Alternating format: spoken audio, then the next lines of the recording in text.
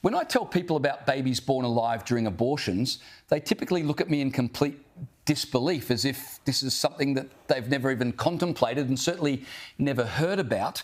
How common is it, and what does the law currently say about how these babies are treated?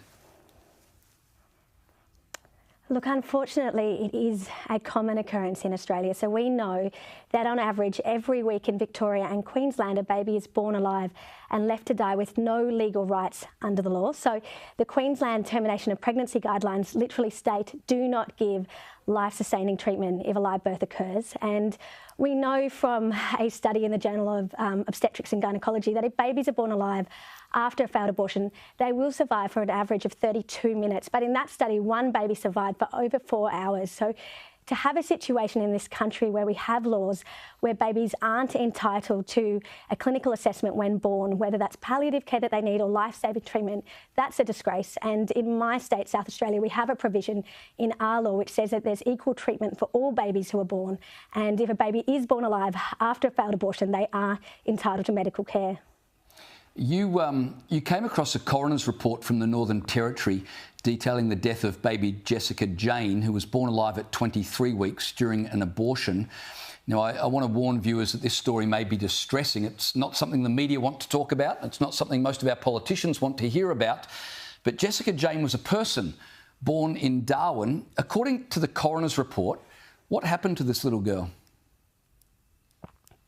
Look, this is a tragic story, James, and I'm sorry to have to share it with your viewers tonight, but I do think it's something that we all need to be aware of. This was a little girl who was perfectly physically healthy, and her mum was physically healthy, and the abortion was for a psychosocial reason. But when Jessica was induced, instead of being born dead, a stillbirth, she was born alive, and the nurse that delivered her was absolutely shocked because Jessica was crying and whimpering and breathing, and she called the abortionist, the doctor who ordered the abortion, and she said, "What do I do?" And the doctor said, in fact, she said to the doctor, she said, "The baby's alive." And the doctor said, "So?" And he hung up the phone. And the coroner's report is horrible reading, but what it shows is that she was left on a metal plate in an empty room.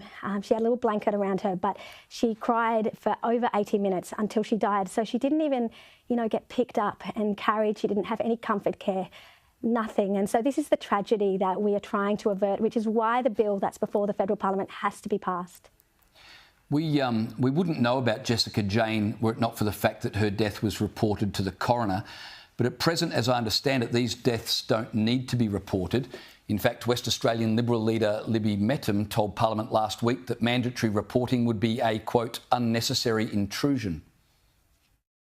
Mandating the reporting of live births following an abortion to the coroner introduces an unnecessary intrusion into these lives, potentially compounding the emotional burden they already bear.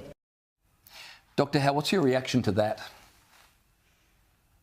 Look, I cannot believe that, actually. I just cannot believe that statement by Libby Mettam in the Parliament. I mean, what she should be saying is that this is a tragedy. This is an absolute tragedy that babies are born alive in our country and they're not entitled to equal treatment under the law. In fact, they are left to die with no rights to medical care. Instead, what she said, James, is let's just sweep this under the rug because it's too disturbing for the families. But what about the baby? What about the human rights of that child who is left to die without any rights to care? Well, as I said, the Senate inquiry will release a report. I think it's on August 31st at the end of this month, and politicians will be asked to vote on whether care should be provided to babies born alive during an abortion at some point later this year. Dr. Howe, I appreciate your time.